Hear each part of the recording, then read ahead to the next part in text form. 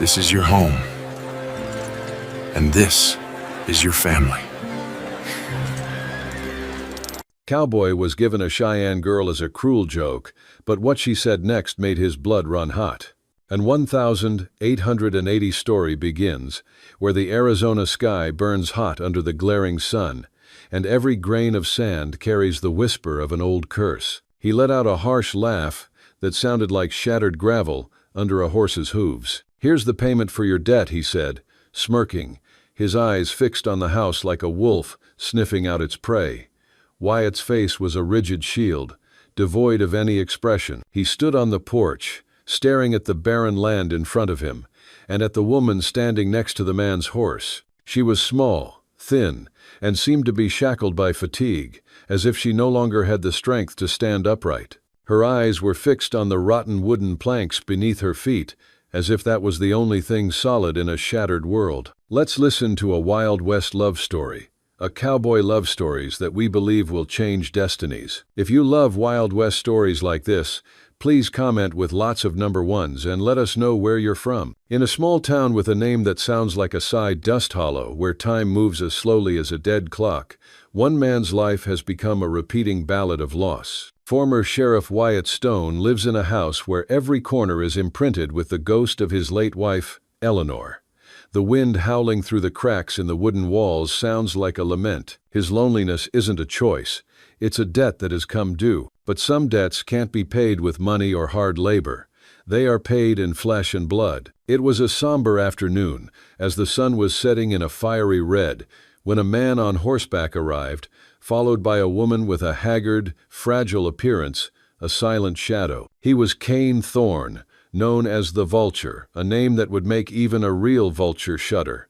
He presented the woman as a commodity, proof that a debt had been settled. He let out a harsh laugh that sounded like shattered gravel under a horse's hooves. "Here's the payment for your debt," he said, smirking, his eyes fixed on the house like a wolf sniffing out its prey. He tried to hide himself, to forget the world, but the world still found him. Eleanor's death had turned him into a distant, solitary man. Wyatt's face was a rigid shield, devoid of any expression. He stood on the porch, staring at the barren land in front of him, and at the woman standing next to the man's horse. She was small, thin, and seemed to be shackled by fatigue, as if she no longer had the strength to stand upright. Her eyes were fixed on the rotten wooden planks beneath her feet, as if that was the only thing solid in a shattered world. Cain Thorne, a cruel man, always found a way to pry at the deepest pains of others. He knew Eleanor's death was an open wound in Wyatt's heart. He began to say sarcastic things, like poisonous needles, stabbing into his heart. "I figured a widower like you needs someone to warm his bed," he sneered. "This one's even better than the last, quieter." He deliberately mentioned Eleanor, intentionally poking at Wyatt's pain, but Wyatt didn't respond. Wyatt just stood there, motionless.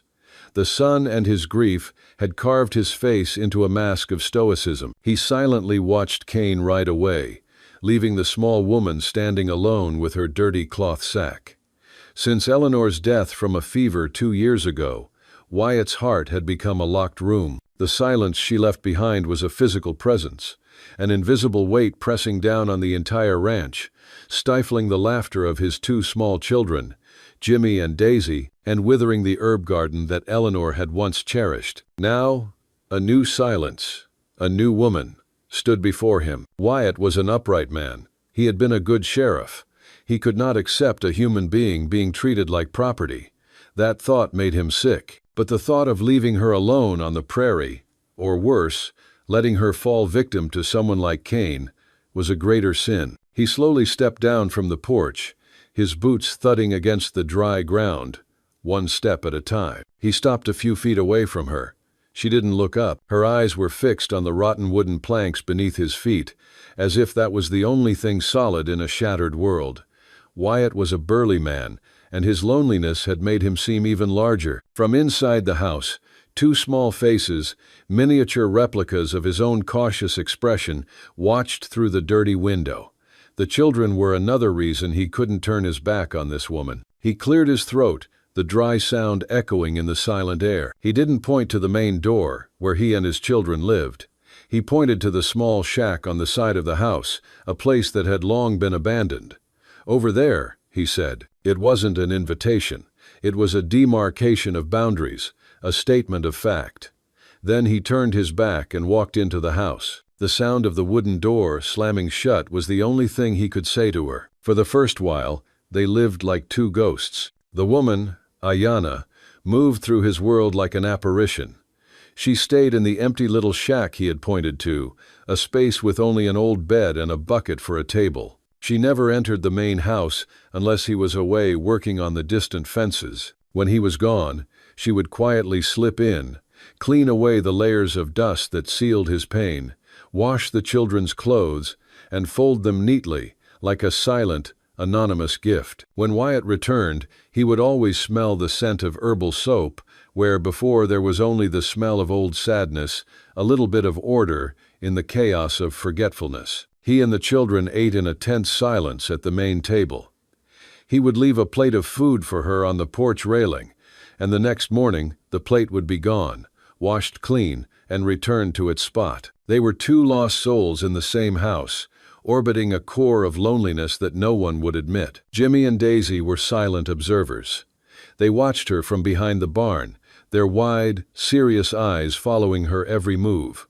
Ayanna never approached them, never offered a smile or a word. She respected their fear, the fierce loyalty they held for their mother's memory. She understood invisible walls. Hers were built of things harder than wood and stone. One afternoon, Wyatt saw her standing in front of Eleanor's withered herb garden through the window. It was a patch of ground surrounded by dry thorns and death, a perfect monument to his own withered heart. He hadn't touched it since Eleanor died. He couldn't bear to. But Ayanna stood there for a long time, her small figure motionless against the persistent wind. She wasn't looking at the dead bushes, but at the dry, cracked soil, her head tilted as if listening to a story only she could hear. He felt a surge of protective anger. That was Eleanor's place. It was sacred ground. He thought she would turn away, but she didn't. Instead, she knelt, her hands gently running over the cracked, cold, and unforgiving earth. For a moment, he thought she might cry, and the unfamiliar thought startled him. But she didn't cry. She just stayed there, like a sentry at the grave of a stranger's love. The next morning, she began her work. With her bare hands, she started pulling out the dry weeds, each motion slow and deliberate. Wyatt watched from a distance, his hands clenched tightly around the handle of an axe. Every weed she pulled felt like an intrusion, a desecration of sacred ground. He told himself he should stop her, tell her to leave things as they were, that some things were meant to stay broken forever. But he remained silent, a prisoner of his own indifference. The children also watched, their initial suspicions slowly turning into a quiet curiosity. They had seen what he had seen. She wasn't destroying the memory of the garden, she was performing a final rite for it. She cleared away what was dead with a reverence that dissolved his anger, piling them neatly to one side. Then, she began to turn the soil with a sharp piece of metal she must have found in the shed. It was hard work. The ground was as hard as iron. Yet she persisted, day after day, under the harsh, relentless sun. She wasn't just tending a plot of land, she was digging hope from a place that was utterly hopeless. Ayanna wasn't just digging soil. She was speaking to something buried deep, something that answered only in silence. That night, under a pale moon that hung low like a shard of bone, Ayanna sat by the garden with her hands still stained in dirt. Her fingers pressed into the earth not like a farmer, but like someone laying hands on a heartbeat. In a whisper only the wind could carry, she began to murmur in Cheyenne a prayer her mother used to say when tending their medicine patch before the soldiers burned it all down. Wyatt stood just out of sight, near the barn, the shadows swallowing his outline. He didn't understand her words, but the tone, low, rhythmic, sacred, cut through him. There was something in it that reminded him of Eleanor's lullabies. It wasn't English, but it was familiar in a way grief always is. The next morning, he didn't say anything, but he rebuilt the old fence around the garden. His hands, rough and calloused, replaced every broken plank one by one. Ayanna saw him. She didn't speak either. She just kept working, slower that day, more precise.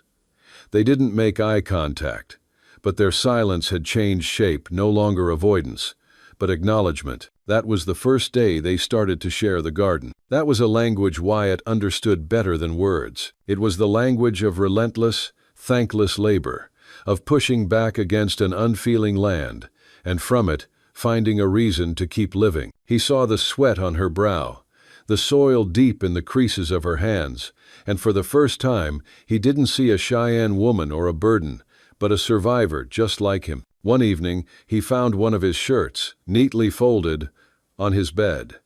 It was his favorite shirt, worn and torn at the elbow from catching on a barbed wire fence. He had intended to throw it away, but she had brought it back. The tear wasn't just mended, it was patched with a delicate artistry, with stitches he had never seen before. In the middle of the patch, woven with threads she must have unraveled from her meager belongings, was a small, subtle embroidery of a native wildflower. It was strangely beautiful, a small, defiant act of creation on old, faded cloth. He ran his calloused finger over the stitches. It was a message. I am not just a burden. I have skills. I have a name.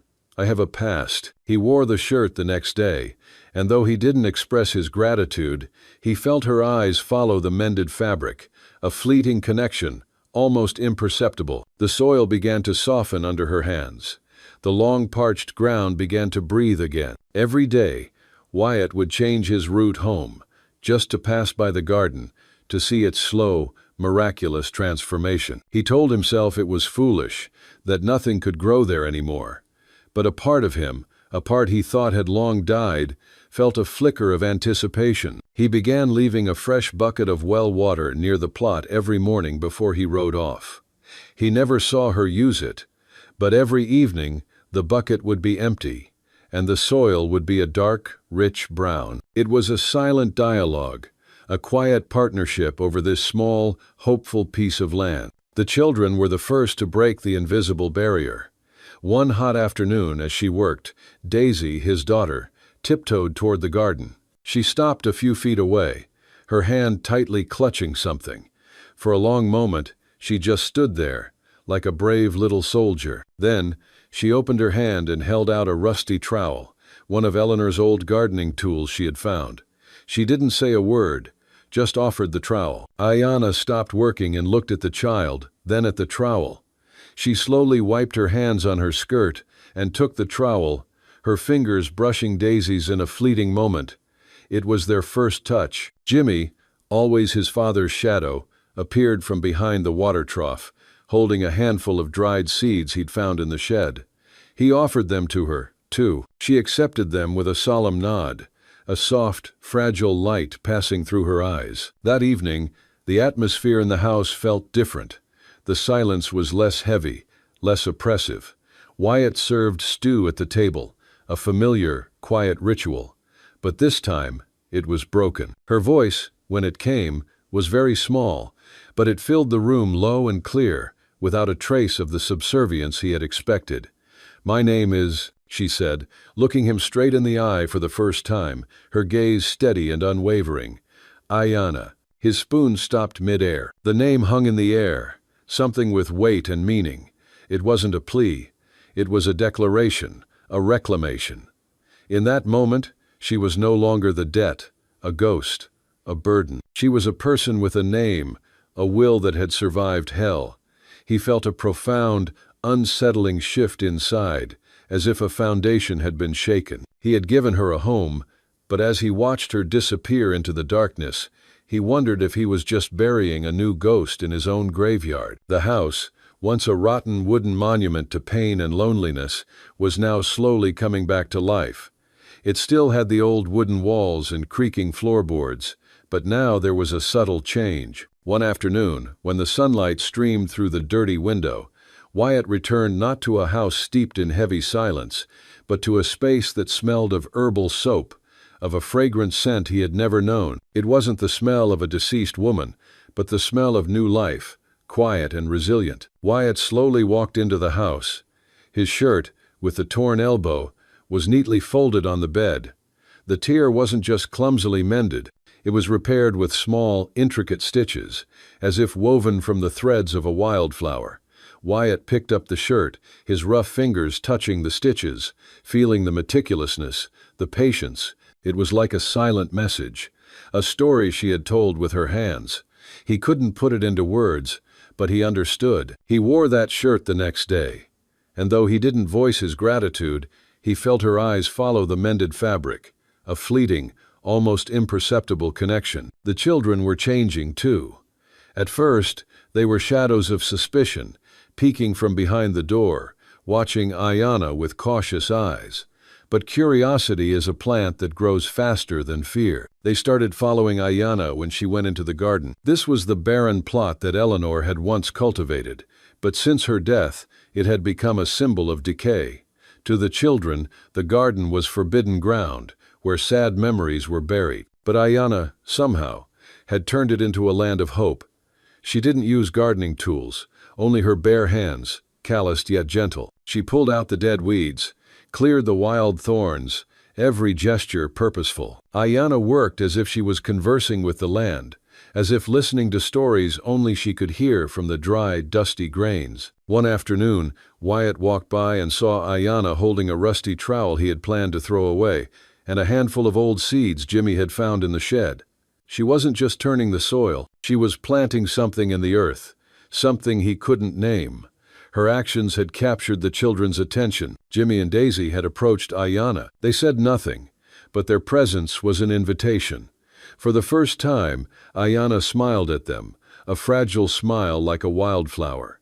She nodded, and they understood. They sat down beside her, giving her stones and ceramic shards they had collected to decorate the garden. It wasn't a conversation of words, but a dialogue of the heart, where silence contained all the trust and compassion. The next morning, the sunlight poured gently over the horizon like honey, warm and golden. Jimmy and Daisy were already in the garden by the time Ayanna stepped outside, her skirt brushing the new shoots that had sprung up like little green miracles. She carried with her a small woven pouch, made from bark fiber and cloth, one of the few things she had brought from her old life. Inside the pouch were dried herbs, old roots wrapped in paper, and fragments of knowledge passed down through generations of Cheyenne women. She didn't speak much that morning, but the children followed her naturally, like bees to blossoms. There was no command, no instruction, just invitation in the way she moved, in the way she looked at the land. She knelt by a patch of flowering yarrow, the plant's pale yellow heads bobbing gently in the breeze. With care, she plucked a few leaves and held them out. "This one," she said softly, "stops bleeding." Jimmy squinted. "Like bandages?" "Better," Ayanna replied, smiling faintly. "Nature's bandage. Mash the leaves, press them on a cut. Keeps the bad spirits out." Daisy leaned in closer, wide-eyed. "What kind of bad spirits?" Ayanna tapped the side of her nose. "The kind you can't see. The ones that crawl into wounds when you're not looking." The children laughed, but with a hint of reverence. Then Ayanna unrolled a strip of cloth and pulled out a mortar and pestle carved from smooth stone. She placed it on a flat rock beside them, motioned for Daisy to help. "Here," she said, "you try." Daisy looked unsure but placed the leaves in the bowl and began to grind. Her small hands moved awkwardly at first, but Ayanna corrected her gently, guiding her fingers. "Use your whole arm, not just the wrist." "Like this," she demonstrated. Jimmy watched quietly, then picked up a few sprigs of mint and held them to his nose. "Smells like ma," he whispered, almost too softly to hear. Ayanna paused, but didn't ask him to explain. She didn't need to. Later that morning, she showed them how to make a salve using beeswax melted over the stove, mixed with lavender and comfrey. The smell filled the air with something that felt cleaner than time. When Daisy accidentally scraped her knee on a garden stake, Ayanna washed it with cooled tea from boiled leaves and wrapped it with her handmade cloth. "You'll be fine," Ayanna said gently, smoothing the wrap over the girl's leg. "This herb listens to pain." "No, plants don't listen," Jimmy said automatically. Ayanna looked up at him, her gaze calm but direct. "Then why do they grow toward your voice?" The boy blinked, speechless. Daisy giggled, then leaned against Ayanna's arm, It was a small, instinctive movement, but Ayanna didn't flinch. From the window, Wyatt watched the whole thing unfold. He had paused mid-hammer, a half-driven nail still stuck into the new porch frame he was repairing. His eyes settled on the three of them, Daisy nestled close, Jimmy furrowing his brow as he helped grind a new batch of roots. They weren't just playing. They were learning. They were healing. And Ayanna, her presence wasn't heavy or foreign anymore. She fit, like water in the cracks of dry earth. That evening, Jimmy came into the house with a jar of the salve they had made. He placed it on the table in front of Wyatt, cleared his throat. She says this one helps with sore muscles. Wyatt looked at the jar, then at his son. You believe her? Jimmy nodded. She knows stuff, real stuff, like Mama did. The word hung in the air between them, sacred and painful. Wyatt picked up the jar and opened the lid. The scent was earthy and calming. Something inside him, some ancient knot, loosened just a little. Later, as dusk settled in and fireflies blinked across the prairie, Ayanna sat by the steps of the house. Daisy leaned against her side, fast asleep. Jimmy sat nearby, playing with a carved wooden horse. Wyatt stepped outside, holding a tin mug of warm water steeped with mint. He held it out to her. For the healer, he said quietly. Ayanna took it, her eyes meeting his. I'm not a healer, she replied. He shook his head. You're healing all of us, whether you know it or not. She looked down at the children, at the garden bathed in moonlight, at the land that had once rejected her, now slowly embracing her. And for the first time since she'd arrived, she allowed herself to believe it might be true. Then Wyatt also came. He said nothing, just left a full bucket of well water beside the garden. He never saw her use it, but every evening the bucket would be empty, and the soil would be dark, moist. It was a wordless agreement, a silent partnership for this small, hopeful plot of land. The soil began to soften under her hands. Every day, Wyatt would change his route home, just to pass by the garden, to see its slow, miraculous transformation. He told himself it was foolish, that nothing could grow there anymore. But a part of him, a part he thought had long died, felt a little anticipation. The garden began to become an invisible bridge, connecting two different worlds, a world of pain and a world of healing. It was a place where Ayanna found a purpose, and Wyatt found a reason for hope. One evening, at the dinner table, the silence was no longer heavy. It was replaced by a different kind of silence, a silence of familiarity, of acceptance. Wyatt watched his children eat, then looked at Ayanna sitting across from him. Her eyes were no longer empty, but held a spark of life, of resilience. He cleared his throat. Thank you, he said, his voice dry but sincere. Ayanna nodded, a slight smile on her lips. He didn't just give her a home, he gave her a chance. And she, in turn, gave him a reason to open his heart again. Their relationship wasn't love. It was empathy, respect, and compassion. It was the realization that two lonely souls could find each other, even in the silence of the wilderness. Daisy's small hand, with its dirt-stained fingers, reached out and held the rusty trowel tightly. The trowel had been in the shed for years, a forgotten relic of the garden. But in that moment, it wasn't an old tool. It was a bridge. Ayanna looked into the little girl's big, serious eyes. She didn't say anything, but a silent understanding passed between them. Ayanna gently took the trowel, her fingers brushing Daisy's in a fleeting moment. It was their first physical contact, a brief but meaningful moment. Wyatt stood watching from a distance. He felt a strange pang in his chest. It wasn't anger, but a more complex emotion, surprise, and a sense of relief. Then Jimmy, a boy who was always shy and calm, also came forward. He didn't have a toy or tool, just a handful of dried seeds he'd found in the shed. The boy opened his palm and gave them to Ayanna. She looked at the seeds, then into the boy's eyes. She nodded, a solemn, respectful nod. That's when the wall of silence they had built for so long crumbled. The children had done something Wyatt hadn't had the courage to do. They had invited her into their world, and by doing so, they had also opened a door for him. That evening, dinner proceeded as usual, but there was no longer the suffocating atmosphere. The air felt lighter. Ayanna sat across from Wyatt, her fingers still stained with dirt. Her eyes, once filled with emptiness, now held a hint of light.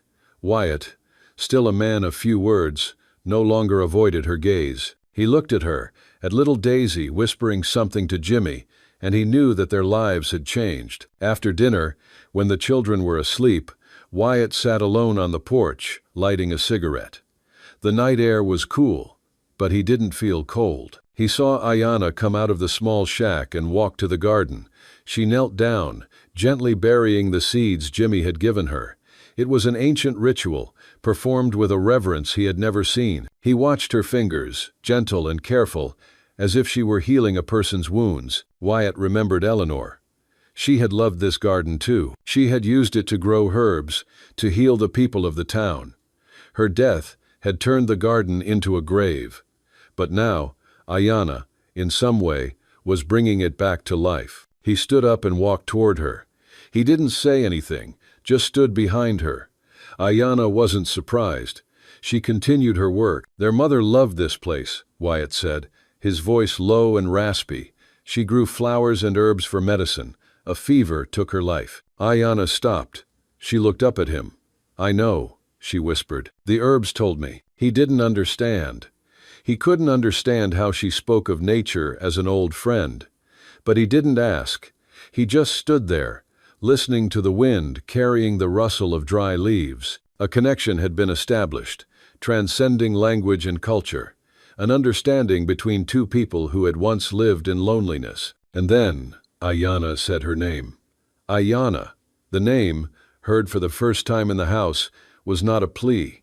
It was a declaration, a reclamation. In that moment, she was no longer the debt or a ghost.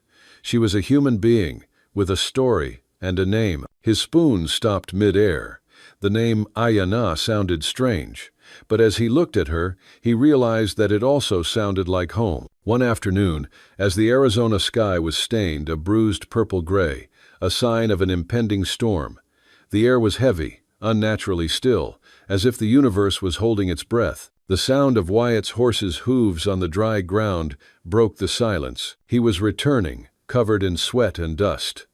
The small garden, now green with the first shoots, was the first thing that caught his eye, and a slight smile played on his lips. But the smile vanished abruptly.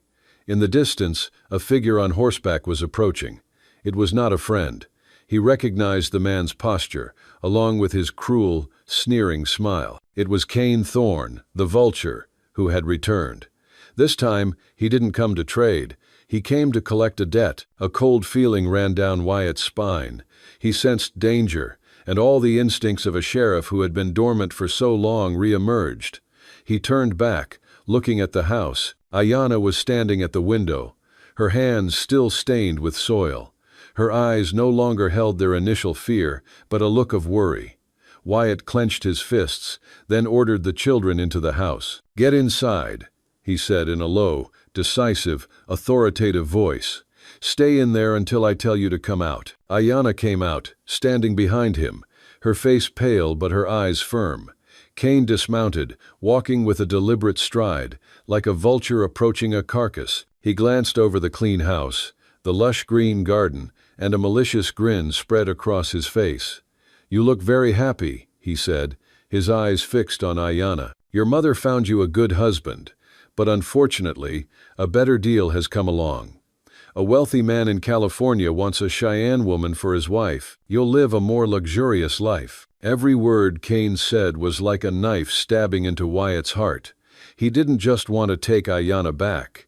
He wanted to destroy what he and she had built. He wanted to steal the peace, the healing, and all the good things that had sprouted in this home. Wyatt stood still, his hands clenched into fists.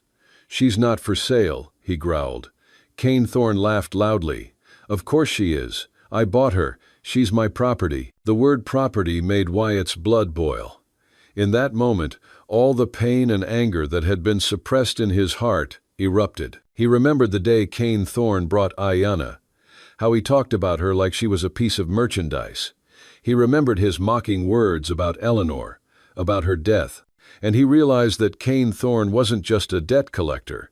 He was a demon who had come to destroy everything. "She is not property," Wyatt said, each word a growl. "She's a human being. She's Ayanna, and this is her home." Cain Thorne said nothing, just laughed loudly, then moved closer to Ayanna. He intended to touch her, but before he could, Wyatt lunged at him like a storm. The sheriff had vanished, replaced by a warrior fighting to protect what he held dear. The fight was short and brutal. Wyatt didn't use a gun. He used his bare hands, his strength to defeat his enemy. Every punch he threw carried with it the pain, the anger, and the love he felt for Ayanna. When the storm subsided, Cain Thorne was lying on the ground, a trail of blood flowing from his mouth. He was terrified, not expecting Wyatt to be so strong. Wyatt roared, "Get out! Don't ever come back here. She doesn't belong to you. She belongs here." Cain Thorne scrambled onto his horse, not daring to look back. He rode off into the descending night. Wyatt remained standing there, his hands trembling and stained with blood. The first drops of rain began to fall, washing away the dust and blood into the earth. That night, after the rain stopped and the sky calmed into a dark hush, Wyatt built a small fire behind the house. He didn't know why, except that he didn't want to go inside just yet. Ayanna sat on the ground nearby, holding a dried sprig of rosemary between her fingers. Her face was quiet, but her hands trembled faintly from the adrenaline that hadn't worn off. Wyatt tossed a cracked piece of wood into the fire. "That old shed over there," he said, nodding toward the crooked structure by the fence line, "used to be where Eleanor dried herbs. She had this idea of turning it into an apothecary, never got to finish it." Ayanna looked at the shed. "You loved her deeply." "Still do," he replied without shame. "Reckon I always will." She nodded. "I once loved a healer, a Cheyenne man. He tried to save a settler child from fever. They shot him anyway." For a long time, neither of them spoke. The fire crackled between them, the smoke rising like memories you can't stop from surfacing. Then she held out the rosemary, dropped it into the flames. "He used to say plants carry memory. You burn the past to make room for roots." Wyatt stared at the fire for a long time. The next morning, he cleared out the shed not to erase what had been, but to make space for something that could still be. "I have received your request. After the dramatic climax in Chapter 4, I will write the final chapter, Chapter 5, to bring the story to a fulfilling conclusion.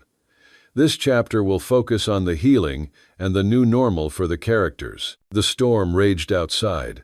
Rain poured down, and the wind howled through every crack in the house, like a final lament of the past. But inside, in the soft, golden glow of a single oil lamp, a new sense of peace had been found. Wyatt walked into the house, soaked and weary after his confrontation with Cain Thorne. He was no longer a man besieged by pain. He was a warrior who had just won. And now, he was simply a man. Ayanna was waiting for him. She said nothing, but her actions spoke for themselves. She had prepared a basin of warm water, a clean cloth, and a tin of salve, placing them on the old wooden table. As Wyatt sat down, she gently took his hands, her fingers touching the bruises and cuts. Her hands were not trembling. She worked with a calm, decisive manner, as if she were accustomed to tending to life's wounds. In that quiet moment, Wyatt truly looked at her for the first time. He saw the resilience in her eyes, the compassion in every gesture. She wasn't a woman who needed to be saved. She was a partner, a companion. Their bond wasn't a debt, but a choice.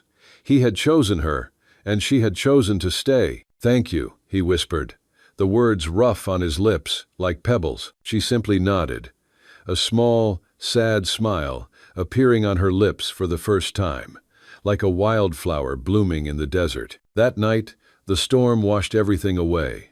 It washed away the dust, the blood, and the ghosts of the past. It swept away all the pain and fear.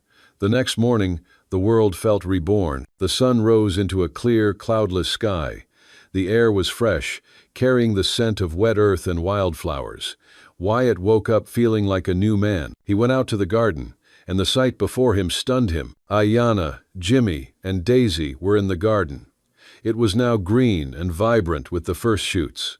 The rain had nourished it, helping it come back to life. Wyatt looked at Ayanna, and he realized that she hadn't just planted flowers. She had sown hope in the soil, and the earth had responded with new life. He walked closer, his hand hovering before he gently placed it on her shoulder. It wasn't just a gesture, it was a declaration. "This is your home," he said, his voice filled with sincerity and love. "And this is your family." Ayanna looked at him, her eyes sparkling like dewdrops. A smile bloomed on her lips, no longer a sad smile, but a smile of happiness and peace. They stood side by side, the quiet cowboy and the woman named Ayanna, two lonely souls who had found their home not on a map, but in each other. Spring came early that year. The rain had done its work, and now the sun seemed gentler, less like a punishment, and more like a promise. The garden Ayanna had coaxed from dust had started to bloom not with roses or lilies, but with stubborn, useful plants, mint, sage, wild chamomile. They grew where once nothing had dared to try. The garden, once a graveyard of memory, was now breathing again. Ayanna knelt beside the plot, showing Daisy how to pinch back mint leaves. The girl grimaced at the smell, then sniffed again, curious. "Mama used to rub this on my temples when I had headaches," she whispered. She didn't say whose mama. Jimmy crouched near the edge, holding a jar of seeds. "You know what this is?" Ayanna asked him gently. He shrugged. "It's echinacea," she said. "It fights sickness, just like courage does." That afternoon, Wyatt fixed up the swing that hung from the old oak tree. He hadn't touched it since Eleanor's passing. He oiled the rope, tested the plank, and didn't say a word when the children climbed on together. Their laughter didn't sting anymore. It sounded like rain in a dry land. Later that night, Wyatt sat on the porch plucking a banjo. His fingers were clumsy, the tune rough, but it was music. Ayanna hummed along quietly. No lyrics, just a shared rhythm. Something soft and new. They didn't speak of love, didn't speak of the past. They didn't need to. The swing creaked in the breeze. The garden rustled. The stars blinked gently above. And in a land known for ghosts and grit, one little ranch stood quietly, blooming again. They had found Wild West love, and their love story would be told for generations as one of the best Wild West stories ever heard. Their Western stories, one of cowboy love stories, had healed not only their hearts but a barren piece of land.